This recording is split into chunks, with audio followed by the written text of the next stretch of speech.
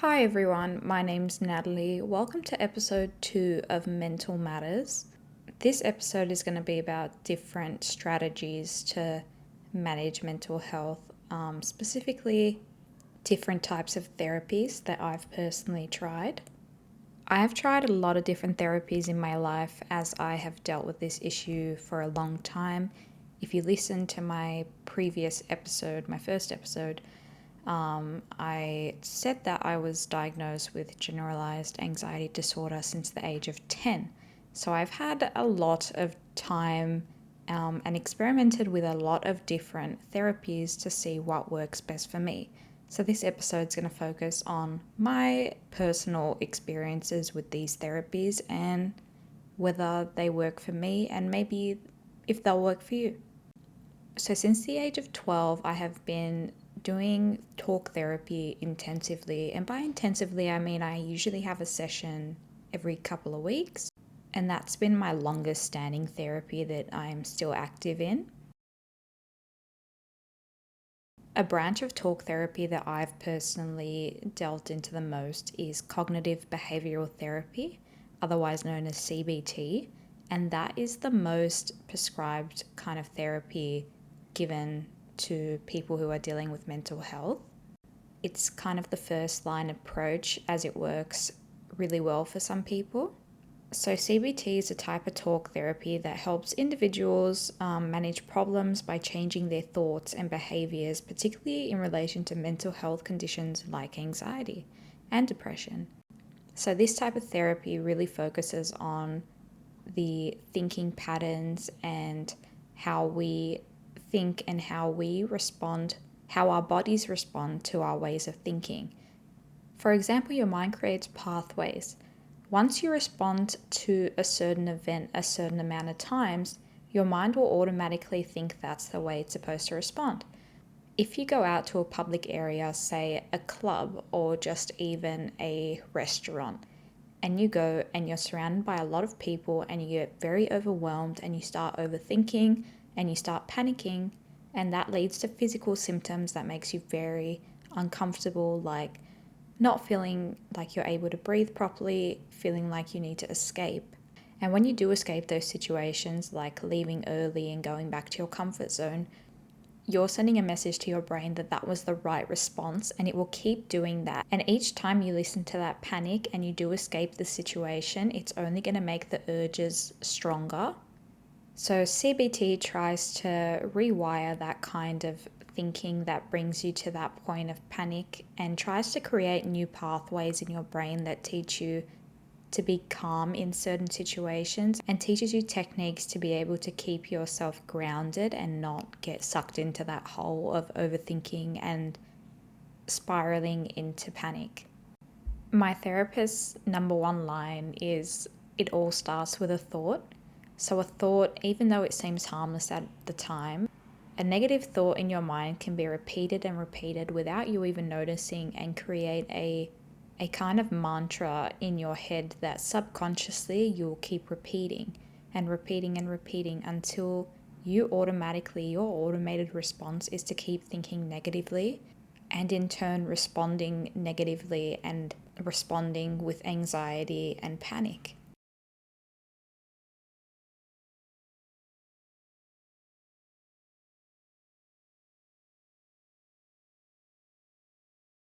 So, the goal of this type of therapy is firstly to find the core of what your fears are and to try to override them with forced positivity. So, even if you don't believe it at the time, you repeat positive affirmations only related to your situation to try and override that negative thought and to make that your new default kind of setting. And obviously, this sounds a lot easier said than done because it is very hard to undo what is engraved in your brain because it's not a physical thing to see. So you don't even realize you're doing it half the time.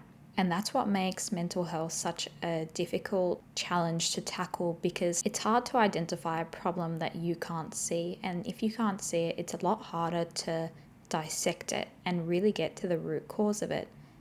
But once you're able to get to the root cause of it, you're able to come up with different strategies to overcome it. And that is the goal of CBT, is to just rewire that It obviously takes a lot of practice and a lot of exposure. So, exposure therapy is also tied in with this kind of therapy. It's a great addition. And exposure therapy is putting yourself in an uncomfortable situation over and over and to stay regardless of how terrible it makes you feel. It's an extremely challenging thing to do to yourself as your gut feeling and your body is responding that there is a danger. It is going into fight or flight mode.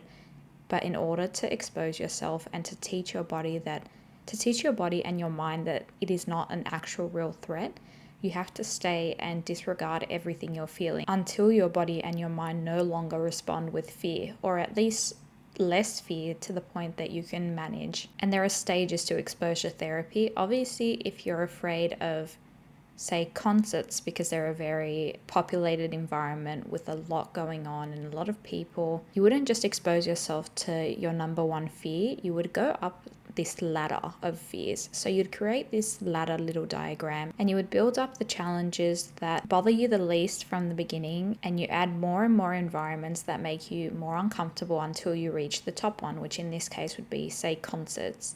Because if you go jump straight into the deep end, it's very likely that you'll respond in a negative manner and you won't be able to handle it, and that will just give the power back to the anxiety and create a bigger reason to fear that environment. In my personal experience with exposure therapy, my number one list would have been going overseas, because I am quite afraid of travel because it's quite far away from my comfort zone.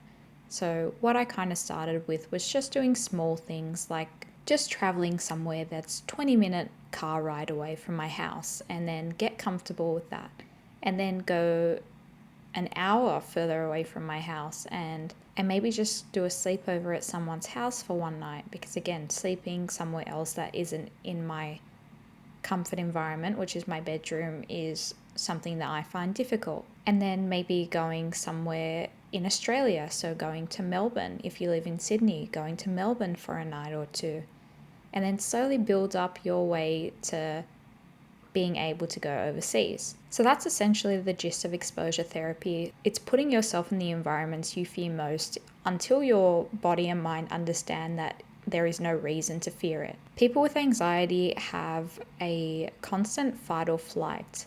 So just like how a normal person, if someone saw someone walking with a weapon, their immediate reaction would be to be on high alert and to scan the situation and panic a little bit and figure out, whether they should run, whether they should hide, and their mind goes into overdrive. People with anxiety and anxiety disorders, their mind and body is constantly in that state. I personally don't remember the last time that I was out of that state. And it's a very exhausting feeling to be on such high alert. So people with anxiety are most of the time fatigued because of how much their brain is wired and on, and have sleeping issues and have issues winding down, because they're constantly on alert from things that their mind perceives as dangers and they know aren't actually dangerous, but subconsciously that's how they respond. And it is very tiring, and it's very taxing mentally and physically on the person.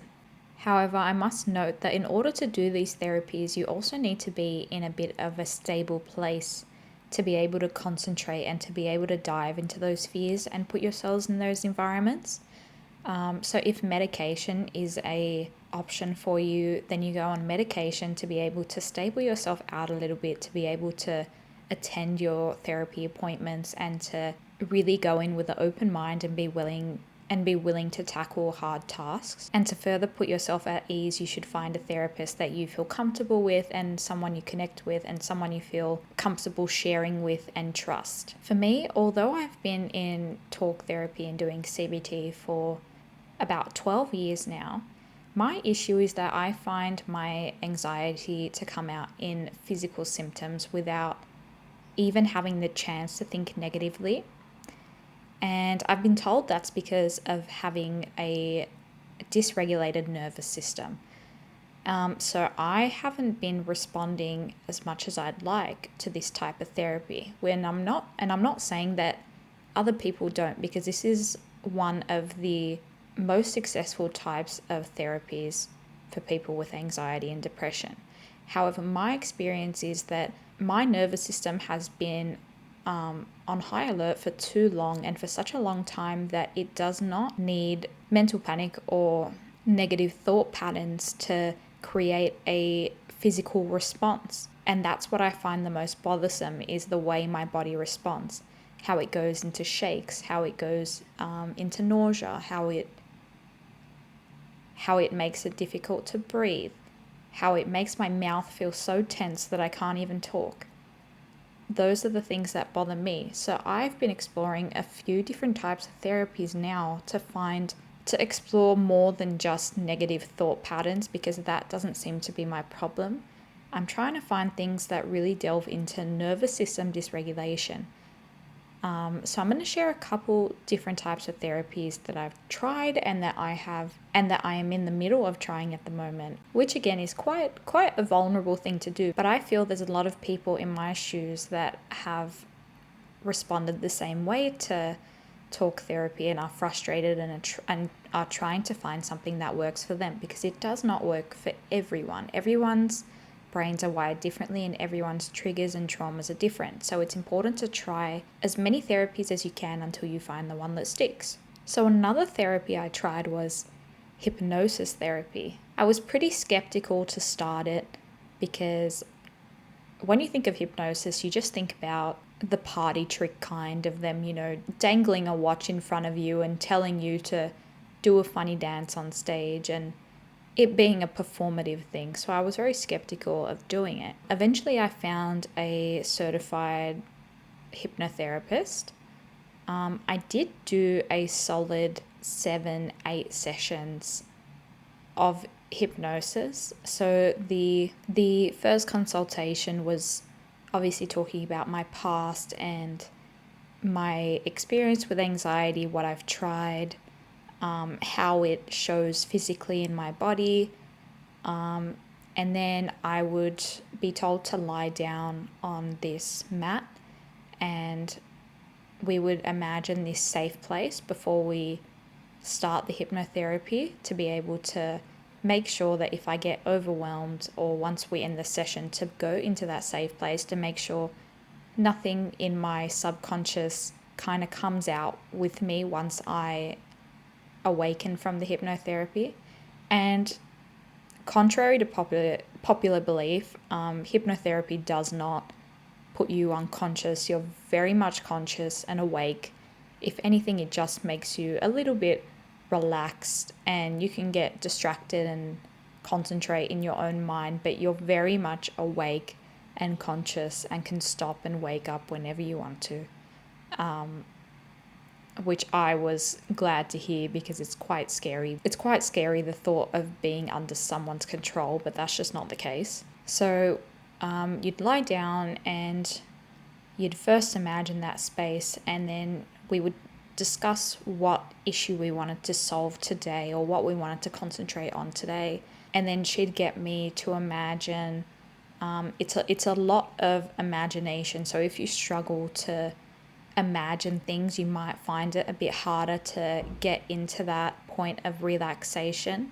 So it's a lot of imagination, like imagine yourself walking down these steps, and each step you get is closer to relaxation. And imagine you're going down this elevator and you're passing all these floors. On this floor is this and that. It's a lot of visualization, which I was surprised by, because again, I thought that it was under the control of the hypnotherapist, but it has a lot to do with you and what you come up with. They merely make suggestions, and your subconscious is what delivers the pictures and the answers in your mind.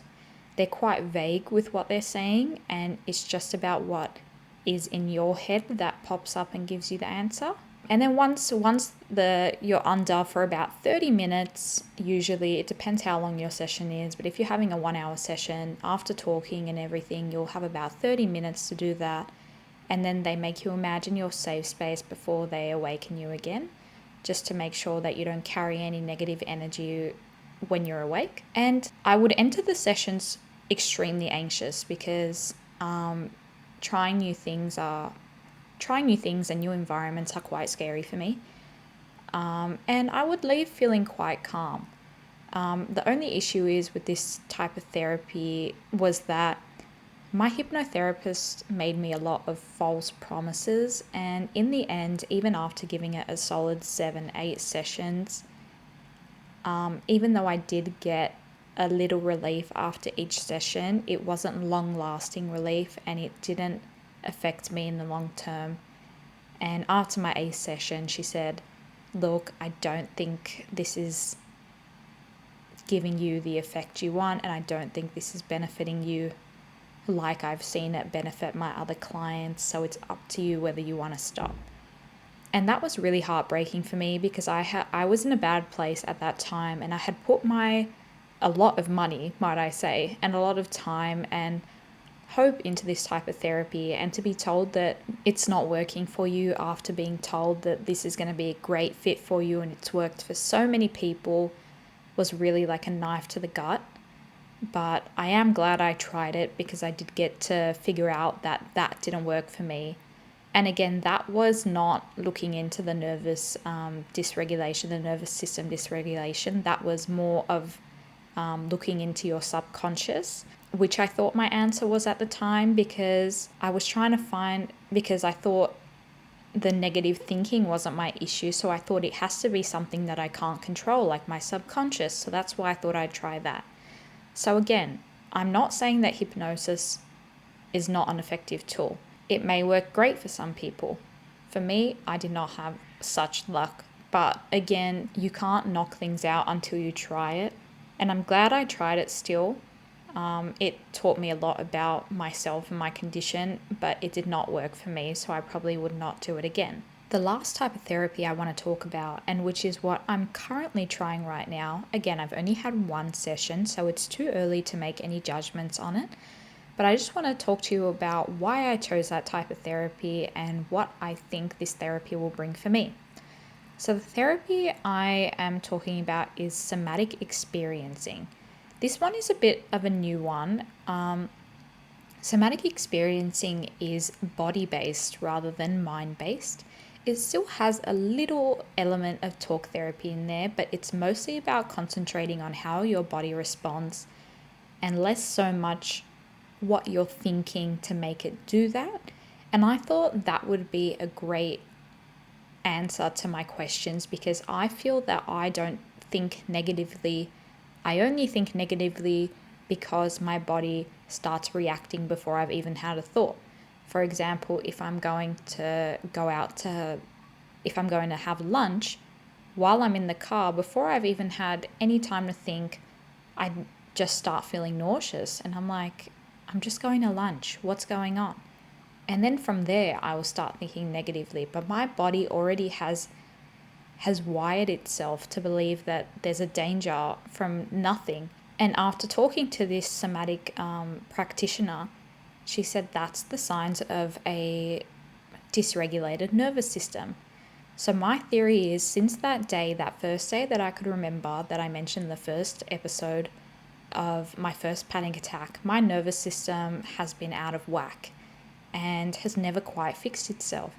And so the more I've gone through life, the more dysregulated it's become, to the point where I can no longer expose myself to uncomfortable situations without my body getting in the way. So I thought it was time to change my approach, especially after doing talk therapy for about 12 years and not having the results that I think I should have. Somatic therapy not only focuses on your body's responses, but it also focuses on releasing the tension within your body, which is something that really grabbed my eye, because I feel as though my body is never quite calm because of all the physical reactions I get because of my anxiety. So through focusing on the physical reactions and learning ways to release them, overall the core of your anxiety lessens during time. Whereas I realized with talk therapy, it was more of a management technique for me, because the negative thoughts weren't the core of it. So through somatic experiencing, we're going to find the core of the anxiety by reading into the physical responses and not the mental responses. So I had my first session the other day, and I really connected with my somatic therapist, my somatic practitioner.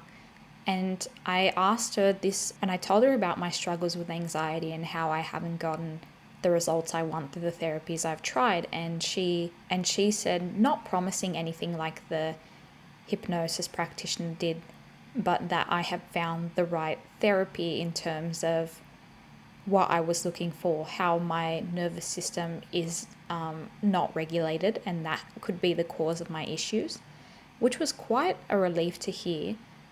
She obviously said that it's not an overnight change, which I'm aware of. It can take 6 months, it can take 10 years, we don't know, but at the same time, I've got nothing to lose at this point. But I've got a lot of faith in this type of therapy. And I was just wondering if anyone out there has tried it and what their thoughts are. On this type of therapy, because it's a bit of a new thing, but I think it's been quite popular the past few years, and I've heard more and more people try it and have heard good things about it. So I'm very excited for my next session, and I'm willing to put in the work for it. So yeah, those are my thoughts on these 3 different types of therapies and my experiences with them. Obviously, I'll update on somatic experiencing because I can't create a judgment right now.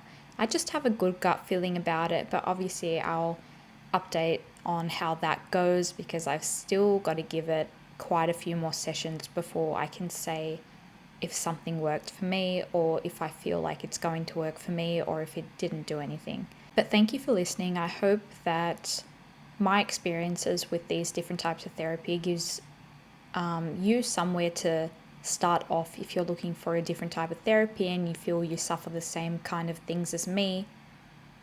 Maybe this will be a guide as to what you should start with, but definitely give all types of therapy a go and until you find the one that works for you.